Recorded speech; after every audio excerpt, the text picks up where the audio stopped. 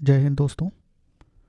पिछले लेक्चर में हम पढ़ रहे थे भारत की अंतर्राष्ट्रीय सीमा कौन कौन से देशों के साथ लगती है हालांकि उसमें हमने सारे देशों के बारे में कवर कर लिया था जिसमें मतलब किन देशों के साथ लगती है और लंबाई कितनी होती है। हालांकि मुझे लगता है कि एक क्वेश्चन अभी तक किसी एग्ज़ाम में नहीं पूछा गया, हो सकता है भविष्य में पूछा जाए कि जो भारत के साथ जिन देशों की सीमाएँ लगती हैं उसका परसेंटेज कितना है ये अभी तक किसी एग्ज़ाम में नहीं पूछा गया है। तो हो सकता है कि आगे भविष्य में देखने को मिले इस तरह के क्वेश्चन तो आइए जानते हैं सबसे पहले, जिसमें देश और लंबाई ये तो हमने आपको बता ही दिया है पहले ही और परसेंटेज मतलब लंबाई का कितना परसेंट है लंबाई का प्रतिशत। ठीक है। तो जो लंबाई का प्रतिशत है, हालांकि जैसे जो सीमा है, जैसे मान लीजिए कि अगर जैसे मान लीजिए बांग्लादेश के साथ बांग्लादेश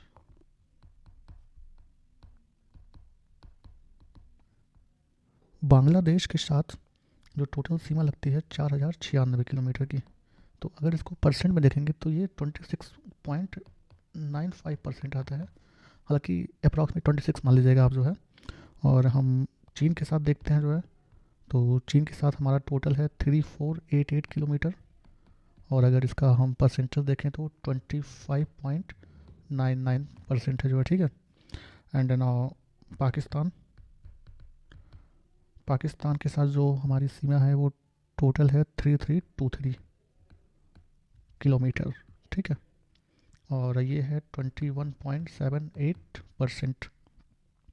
और नेक्स्ट नेपाल, जो कि अभी बहुत सुर्खियों में रहा जनजी आंदोलन को लेके तो नेपाल में टोटल है 1751 किलोमीटर, जो कि लगभग 11.53% के अप्रॉक्स है ठीक है। और नेक्स्ट हमारा म्यांमार के साथ 1643 किलोमीटर, जो कि है 9.89%। और भूटान भूटान के साथ अप्रॉक्स 699 किलोमीटर, जो कि है 3.86%।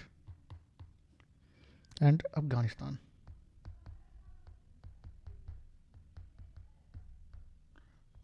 के साथ सबसे छोटा बॉर्डर शेयर करता है भारत, जो कि मात्र 106 किलोमीटर का है।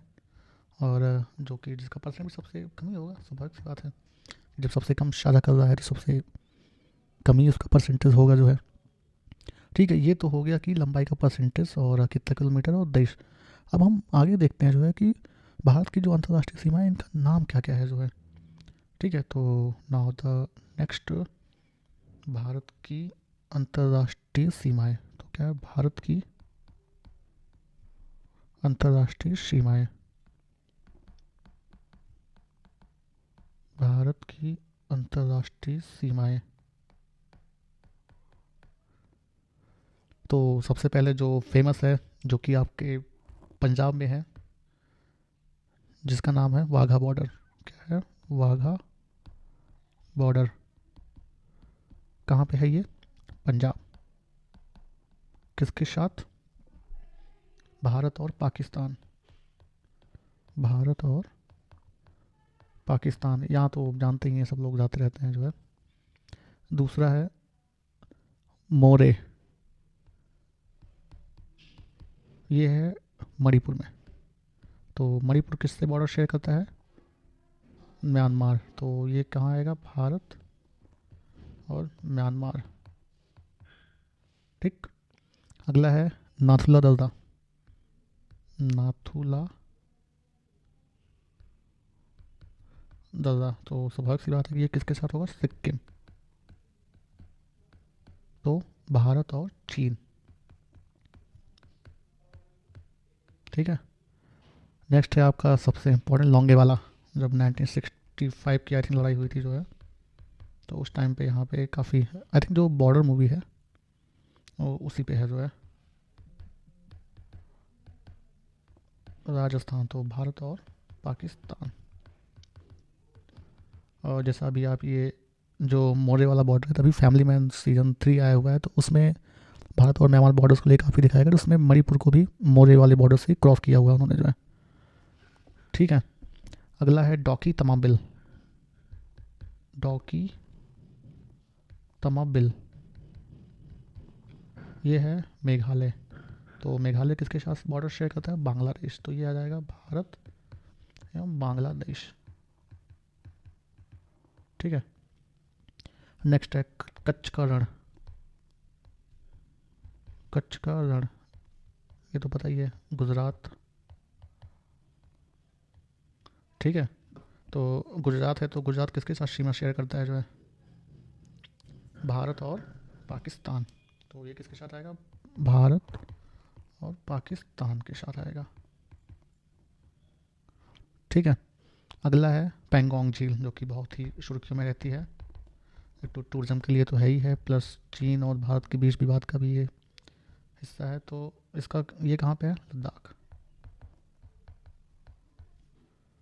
ठीक है। तो लद्दाख तो ये किसके साथ होगा? भारत और चीन के साथ होगा जो है। ठीक है। नेक्स्ट है सोनौली बॉर्डर। सोनौली सोनौली बॉर्डर ये आपका पड़ेगा उत्तर प्रदेश में। तो भारत और नेपाल। ठीक है। और नेक्स्ट है आपका धनुषकोडी। धनुषकोडी ये आपका पड़ेगा तमिलनाडु में। तो तमिलनाडु एक तरह से पाक स्टेट के द्वारा श्रीलंका से अलग होता है। तो ये भारत और श्रीलंका। ठीक है। और लास्ट है जयगांव। तो जयगांव कहाँ पड़ेगा आपका? पश्चिम बंगाल में। तो ये भारत और भूटान, मतलब जो दार्जिलिंग वाला जो हिस्सा है वहाँ से जो शेयर करता है बांग्लादेश, सॉरी पश्चिम बंगाल जो बॉर्डर शेयर करता है भूटान के साथ, तो वो हो गया जो है। ठीक है। तो ये सारा सीमाओं को लेके हो गया जो कि लैंड वाला था जो है। और उसके बाद एक मैंने वो आपको बताया था कि सुदूर पूर्व पश्चिम वाले कौन कौन से आते हैं, उसको हम एक बार फिर से देख लेते हैं जो है। तो ये मान लीजिए आपका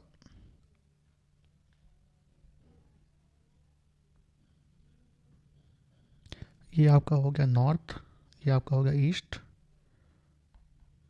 नॉर्थ ईस्ट वेस्ट साउथ, और एक ये हल्का सा जो आइलैंड वाला पार्ट है जो है। ठीक है। तो जो नॉर्थ में हमारा जो सुदूर है वो क्या है? इंदिरा कॉल। उसको हम क्या बोलते हैं? इंदिरा कॉल, जो कि कहाँ पड़ता है? सियाचिन में। सियाचिन में जो है। ठीक है। और ईस्ट वाले में जो है क्या है? किबूतू। किबूथू ये आपको पड़ेगा अरुणाचल प्रदेश में। ठीक। और पश्चिम में आपका जो है गुहार मोती, जो कि आपका गुजरात में पड़ेगा। ठीक। अच्छा, ये आपका भारत का मेन लैंड है जो है। तो इसमें जो सबसे लास्ट वाला होगा उसको बोलेंगे केप कैमोरिन। केप कमोरिन क्या बोलेंगे इसको? केप कमोरिन, जो कि कन्याकुमारी में पाया जाता है। और अगर अंडमान निकोबार का देखेंगे, सब जो हमारा सबसे लास्ट दक्षिण का सुदूरवर्ती पॉइंट है उसको हम बोलेंगे इंदिरा पॉइंट।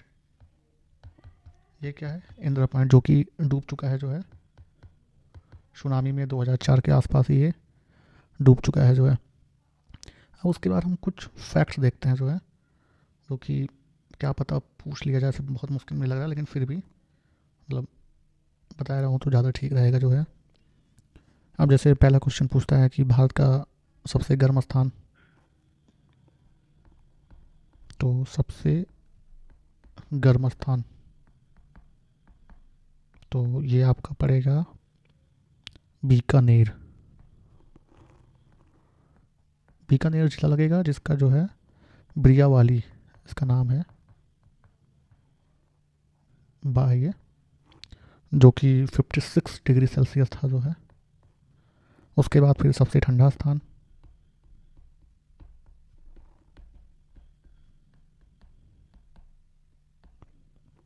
सबसे ठंडा स्थान तो आपको पता ही है लद्दाख।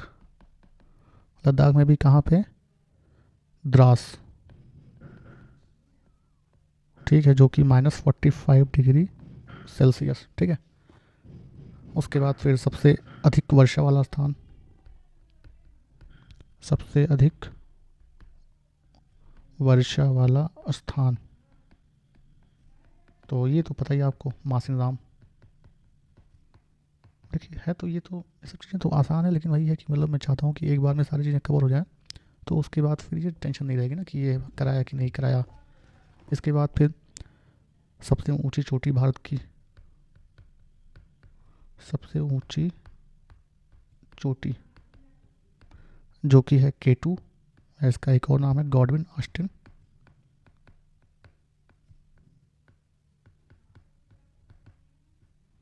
ठीक है, जो कि 8611 मीटर इसकी ऊंचाई है। अच्छा, इसमें एक और क्वेश्चन बनता है बड़ा इंपॉर्टेंट, कि जैसे अगर भारत में पूछेगा तो गॉडविन ऑस्टिन होगा, लेकिन अगर पूछेगा भारत की मुख्य भूमि की सबसे ऊंची चोटी, तो आपका कंचनजंगा वहाँ पे हो जाएगा जो है। ठीक है, तो आप ये चीज़ ध्यान रखिएगा जो है। नेक्स्ट आपका सबसे लंबी नदी, सबसे लंबी नदी, तो इसमें आपका आएगा गंगा नदी, स्वाभाविक सी बात है, जो कि है 25-25 किलोमीटर। ठीक है, उसके बाद ये तो नदी होगी। अगर पूछेगा कि सबसे बड़ा नदी द्वीप, मतलब जो नदी के अंदर जो द्वीप बन जाए, सबसे बड़ा नदी द्वीप, तो ये आपके कहाँ पाया था, ब्रह्मपुत्र नदी में, माजुली नाम से। क्या नाम है इसका, माजुली द्वीप, जो कि कहाँ पाया जाता है, ब्रह्मपुत्र नदी में। और अगर स्पेसिफिक जाए तो स्टेट, तो असम। ठीक,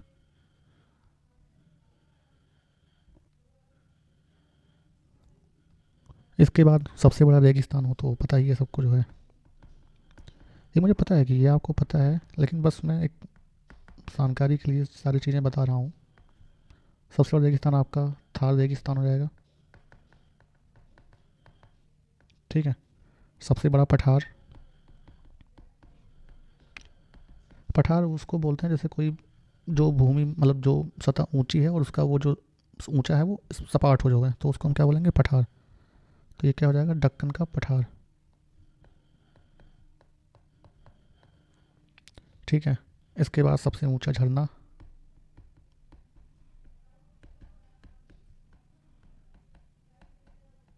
तो ये आपके पड़ा पड़े, ये है आपका कुंचिकुल, कुंचिकुल झरना, जो कि वराही नदी पर पड़ेगा, वराही नदी पर। कहाँ पे, शिमोगा जिला, कर्नाटक, शिमोगा, कर्नाटक।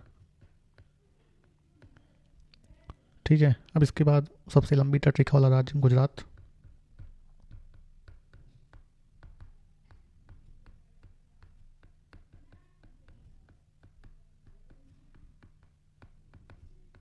ये सब क्वेश्चन पूछे जा चुके हैं, ये तो आई थिंक PCS ने पूछा हुआ है 2020 या 21 के आसपास जो है। ठीक है, अच्छा ये तो तटरेखा वाला, जो अगर पूछा जाए कि सबसे लंबा समुद्री तट, सबसे लंबा समुद्री तट, तो ये आपका कहाँ पे आएगा, मरीना बीच, जो कि कहाँ पे है, चेन्नई में। मरीना बीच, चेन्नई, जो कि कितना है, 12 किलोमीटर। और सबसे मज़े की बात है, ये विश्व में भी सबसे लंबे तटों में से एक है जो है। उसके बाद फिर सबसे बड़ी खारे पानी की झील, सबसे बड़ी खारे पानी की झील, तो ये आपकी चिल्का झील होगी, जो कि कहाँ पे है, उड़ीसा में। चिल्का झील कहाँ पे, उड़ीसा।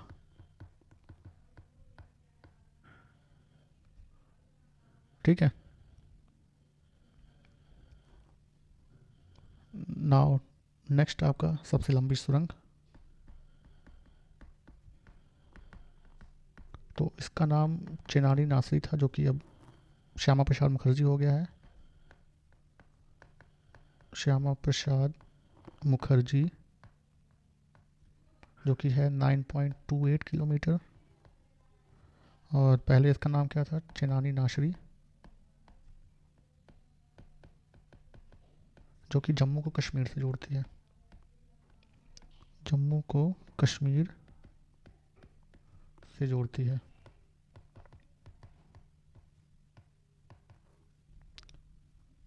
ठीक है।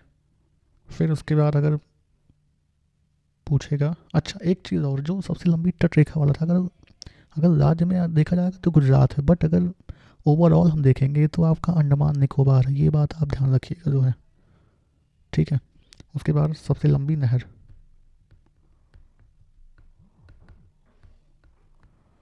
तो आपकी इंदिरा गांधी नहर, जो कि आई थिंक सतलज से निकाली गई है जो है, इंदिरा गांधी नहर 650 किलोमीटर। सबसे ऊंचा बांध,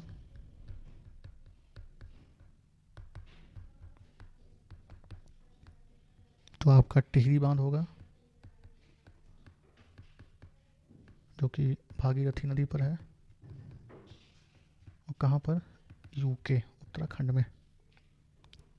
ठीक है। ये हो गया आपका। अच्छा एक क्वेश्चन और पूछा जा सकता है कि भारत में ऐसे कौन से राज्य हैं जो कि ना किसी से अंतर्राष्ट्रीय सीमा साझा करते हैं, ना ही उनका अपना समुद्र तट है जो है। तो ऐसे राज्य जो ना जो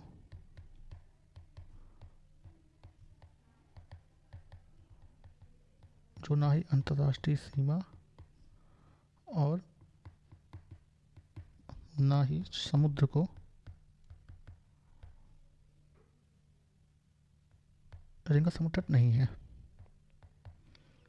तो ऐसे राज्यों में आपका जो एक पहला राज्य है वो है तेलंगाना। ठीक। दूसरा राज्य है एमपी। तीसरा राज्य है छत्तीसगढ़। उसके बाद फिर झारखंड, दिल्ली और हरियाणा। ठीक है। और एक और क्वेश्चन कि ऐसे कौन कौन से राज्य हैं जो कि समुद्र से सीमा साझा करते हैं। ऐसे राज्य जो समुद्र से सीमा साझा करते हैं,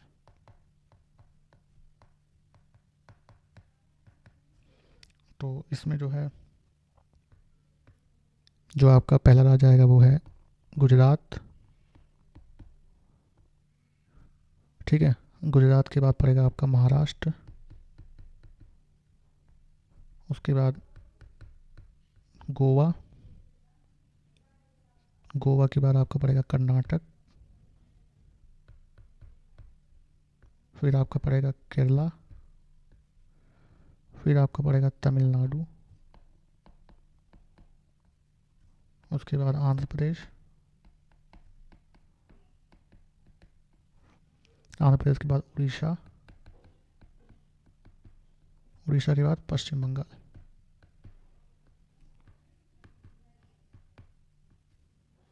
पश्चिम बंगाल। तो टोटल कितने स्टेट हैं, 9 स्टेट हैं, और जिनमें आपकी 2 यूनियन टेरिटरीज भी आ जाएंगी जो है, जिसमें कि एक है अंडमान निकोबार,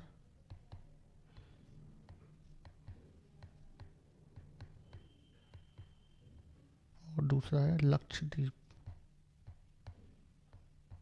तो ये पूरा था सीमाओं से रिलेटेड जो भी चीज़ें थी वो सारी कंप्लीट हो गई हैं जो है।